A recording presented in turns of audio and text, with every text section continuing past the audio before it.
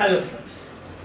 Now this is the 6th lecture on Cultural Anarchy by Mathew Arnold, and we have seen sweetness and light. Sweetness, beauty, love, and also light means reason. So a confluence of these two or a unity of these two, that is the character of culture. And culture is all voices, not just one religion, but all voices of human experience. Now, what happens is, the question here is, can religion save you from anarchy? Can religion save you from disorder? Can religion save you from your animality? Animality, that's the thing. Humanity, opposite that is animality. Can be. Now the characters of perfection are sweetness of light, we have already seen. In this, if you consider it like that, poetry is one with culture. Poetry has this character of sweetness and light. So poetry, you can say, as we have already seen, the study of poetry, you remember, no? Till the end of that essay, Mathew Arnold says, the world will survive as long as there is poetry. So, what a great importance, a profound importance, you can say, he gives to poetry. So we can say poetry and culture almost the same. But he says, religious organizations or religion is greater than poetry. So you have culture, concepts like this one culture, then you have poetry, and now religious organizations are greater than poetry because religions work on a broader scale for freedom. Religious organizations work on a broader scale for freedom, liberation, so to say, and also with greater mass of people. So, the attraction of religion over poetry is, number one, religion works on a broader scale, broader scale. And then second is greater mass of men or people, you can say. That's the thing. Poetry cannot reach this stage. Poetry cannot reach this stage. Because poetry, as you can see, only those who are interested in poetry will read it. But religion is not like that. With greater mass of men for freedom. So the idea of beauty and human nature, perfect in all sides, is a true and invaluable idea. That is, of course, dominant in poetry also. But the difference is this: religion works with the greater mass of people and on a broader scale. Broader scale, yes. Religion conquers our animality, obvious faults of animality. You know that one of the, you can see, cruelty, or you can see that the belligerence, the fighting spirit, such things, or you can say selfishness, extreme selfishness. See, the law of the jungle, we say now, this self-preservation and all this. Now this religion, of course, these are obvious faults of our animality, and religion help us to tide over these things or conquer these things. And then he says, so three things now you can see. One is culture, perfection on all sides. Next is poetry. Poetry almost we can say one with culture. Because without poetry, human race cannot survive. That is the opinion of Mathew Arnold. And the third is religion, the concept of religion. The religion is broader, works on a broader scale for freedom, and also with greater mass population. for freedom. Now we come to the idea of culture as far as Greeks are concerned. The Greeks, see what is their idea of culture? The Greeks, a very interesting people we can say. For them, religion, art, poetry, everything is one. Art and poetry, you will definitely find religious instincts or religious ideas you will find. So what happens is that there is a moral fiber. For them, what is paramount to the Greeks? Beauty, harmony, and complete human perfection. Beauty, harmony, and complete human perfection. That is the Greeks. Beauty, that means religion also comes in. Beauty, harmony, and complete human perfection. Perfection on all its sides, not partial or relative perfection. Because we will see why. And it provides a moral fiber to humanity. It provides a moral fiber. Moral and religious fiber, you can say, to humanity. Because the Greeks, so you can say the Greeks, their view of culture is rooted in moral fiber. Moral and religious fiber. They have this. That means moral means character, basic characteristic. So you can say the Greeks had a wholesome, a holistic view of culture, not partial view of culture. Then when you take the English, what do you have? What do you see that? The English have that moral fiber, but the problem is that it's not complete. It is only relative perfection of subduing animality. So the comparatively, when you say Greeks and the English, the Greeks, they have a wholesome and holistic and complete view of the human perfection.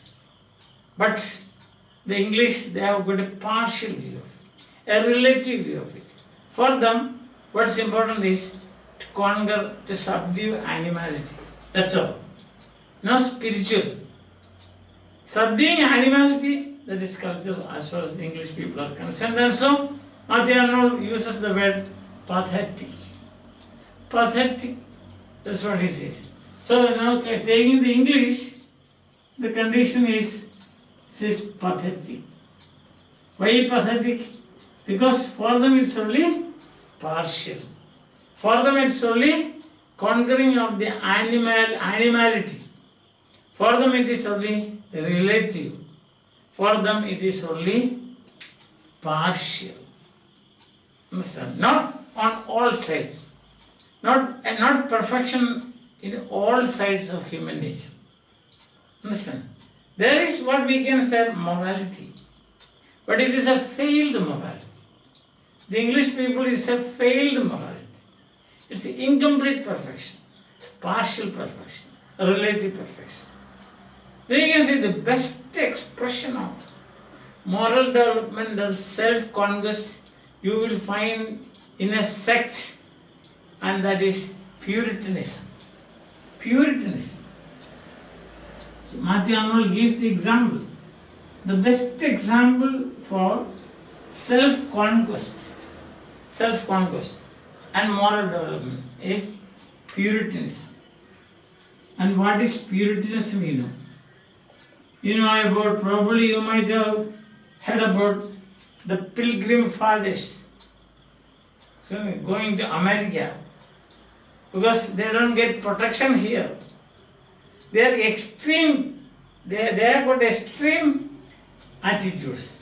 Moral development and self-conquest. But, and that is, the Puritanism is the religion of the independence. But it's imperfect. Because they cheat themselves. It is a failed morality. Narrow and inadequate. Shakespeare or a Virgil, a Shakespeare or a Virgil could never tolerate their attitudes. Never. Because it is narrow. Because it is imperfect. And it says, even the pilgrim fathers fail the test. Even the pilgrim fathers who fled from England to safeguard their faith to America. So even they failed the test. Test of what? That universal love and brotherhood. Because that is their idea, their love, their friendship, their idea of perfection, etc. partial and relative, and another thing is that it is so narrow. That's the thing. And therefore it says, this narrow-minded people, when you compare the universal or the broad view of writers like Shakespeare and Virgil, they come nowhere near. The Puritans, they come nowhere. Even the Pilgrim Fathers. And I say, what have they done? What have they created? They have created a city, London city. It's with its unutterable hideousness, all kinds of dirty habits, filth you will find in London. So he says, London created as a result of religious organizations. See, London was created by religious organizations. And what do you find there? Unutterable hideousness. Somebody asked Professor Huxley, can religious organizations save us? Can religious organizations in any way save us? That is from anarchy. He said, he asked the questioner, he asked the question back, and he said, your religion? Your religion cannot. Why? Because imperfect and it is narrow-mindedness.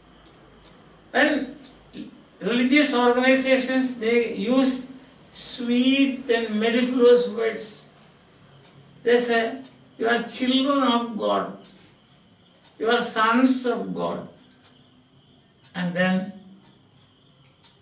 somebody asks, can you justify this? If you are children of God, can you justify that? If you call your believers, followers, sons of God, can you justify that? You cannot. And then in that context, he repeats, Mathew Arnold repeats this question of London. And what is there, he says, is full of filth and hideousness. The voice of Daily Telegraph. So the opinion of Huxley you have seen. Now the voice of Daily Telegraph, the paper, it says that English reliance on religious organizations is just like reliance on wealth, industrialism, bodily vigor, athletic exercises, freedom, excessive reliance on freedom, individualism, and machinery. All these are counteracted by culture. Because culture, in none of these things you will find culture. No perfection. These are, you can see, different forms of machinery. And your faith in machinery as an end in itself, that will never help to develop the perfection that what culture expects, both spiritual and mental, sweetness and light, beauty and reason. Now, on all sides, you can never expect from religion, from your freedom, the excessive belief in freedom, from wealth, from industrialism, from bodily care, from vigor, from cold, from population, because your belief, extreme belief in all this, is nothing but belief in machinery. And machinery, if you believe in machinery, not mission but machinery, then what happens is you are like a Philistines. And Philistines are not culture people. Then what is perfection? He concludes in this part of the essay. Perfection means, so we have come up to, you can see, we have come up to perfection, the character of culture, sweetness, and light that we have seen. Then we took poetry almost near, and the third concept we did is religion, isn't it? Religion, and fourth is the Greeks. Fifth is the English, and we saw the opinion of Huxley, Professor Huxley. We saw the opinion of Daily Telegraph. We also examined the Puritanism. So these are main ideas examined in this section of the essay. In section of cultural anarchy. Puritanism. Then we saw how sweet words are used by religion. Children of God. Isn't it? Children of God. Children of God. And can you justify this? And then we also saw London, a product of religious organization, full of filth. So can your religion save you? Can your religion make you or develop you or help you to develop culture in you? Culture means, and what is culture? He says, summing up this part of the essay, he says, single-minded love for perfection. So culture means, I think you have taken this down. This is how we traveled. Today from sweetness to light, poetry, almost the same. Religion, broader and with greater masses, religion works. That's the difference between poetry and religion. The Greeks, perfect. Art, poetry and religion, one and the same for them. And then the English is a relative perfection, not complete perfection, because they rely only upon conquering the animality of the human nature, not spiritual, so it is partial. Huxley says, can your religion save? Daily Telegraph says, your belief in religion and your belief in wealth almost the same. Your belief in religion and your trust in wealth same. Or trust in bodily exercise, athletic exercises, coal, you are a railroad, all the same. They cannot save you. And then we took up for Puritanism, narrow, it's a narrow-minded. And this is a Shakespeare or Virgil can never tolerate such a thing. And finally we took London. London is a city. What happened to Rome? What happened to Rome will happen to London also. Opulence means wealth, too much wealth. There is too much Philistinism, we can say. Greed destroyed Rome. So London, the Damocles sword is hanging over you if you don't mend your ways. That is what Mathew Arnold says. Then he says, what is culture? Once again he says, one, a single-minded love of perfection. A single-minded love of perfection. A single-minded love of perfection. To make my writing beautiful, I did this. Understand? Then make reason and will of God prevail. That is second point. Culture. Make reason and will of God prevail. So you can see Puritanism, There is no reason and there is no will of God. It is narrow. Even the pilgrim fathers, it is inadequate. It is narrow. So there it is. Freedom from all kinds of fanaticism. That is freedom from all kinds of fanaticism. So what a wonderful idea is this culture. The idea of culture as postulated by Mathew, Arnold,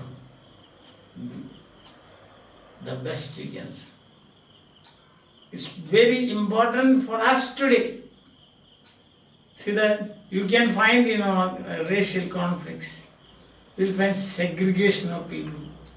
You will find segregation of classes of people. You will find separation on the basis of color. You will find separation on the basis of wealth and so on. So suppose you have culture, then what will happen is this. You have single-minded love of perfection. So all human voices coming together. All the experience of human voices coming together. That is culture. Then make reason and will of God. Will of God, what does that mean? The kingdom of God is within you. The kingdom of God is within you. So what is your mission? To spread it. To prevail. Reason. Not superstition. Not narrow-mindedness. Not self-preservation. Not selfishness. See that? So, they have got reason. And then you can see freedom from. Automatically it happens now, freedom from. When you have reason and will of God prevail, naturally you will be free from all fanaticism. Extremes now. Think that we are members of one family, the human family. Of course, next to that you should also think of our animal family. You should not be satisfied just by nurturing the human family, because without the animal family, you cannot survive in this world. Animal family, I mean the other environment, your environment. Trees, flowers, plants, gardens, forests, rivers. So a cultured man will never touch these things, because he knows that the existence of these things are as important or more important than the existence of man on this earth. If you believe in the creation myth, then, or if you, just for the sake of, as a story, what has God done? He created all the background situation. What we say, the infrastructure. What we say? All the infrastructures he created, everything he found good. At last, he created man. What does that mean? That means, for your existence, these things are necessary. And what are we doing? Question mark. As Huxley asked the man who asked him this question, will your religion save you? And Huxley asked the question back to him, saying, your religion? Question mark. So the existence of human race on this earth, on this beautiful earth, so to say, depends on the existence of our environment. Therefore, culture includes that also. Not only protection of humans, but protection of the environment. With a single-minded devotion and love. And that is culture. I hope you are following me. Alright? So, for the time being, we will continue with this. This is a wonderful, I must say that it's very useful. Not only for your academic purposes, for day-to-day life. If you are a public speaker, you have got plenty of points which you can develop. If you are a thinker, there is a philosophy behind this. So if you are a thinker, if you are a poet, go on imagining and expanding your horizon of knowledge. So for anybody, this is anyone will find this as a precious possession. Cultural Anarchy now it is published in book form, which only in 1869. So it is a precious possession. I hope sometimes people will think, oh, these are old things. No, they have got relevance. Love your neighbor as thyself. It is very old, but it has relevance today. Right? Yes. That way. Prevail. Kingdom of God is within you. What is kingdom of God? Love your neighbor, helping, sharing, bearing with him. That's kingdom of God. So, these are eternal maxims, you can say. It's not time, eternal. So, you cannot say that, oh, what Mathew has said is all old things. It's an old Bible story. A story told by your grandmother. No. It has relevance today, very much relevance today. So I appeal to you, my dear students, you read it. I am presenting this, my lectures are only a duplicate of the original. So you read the original, then you will enjoy. So let's enjoy. Bye.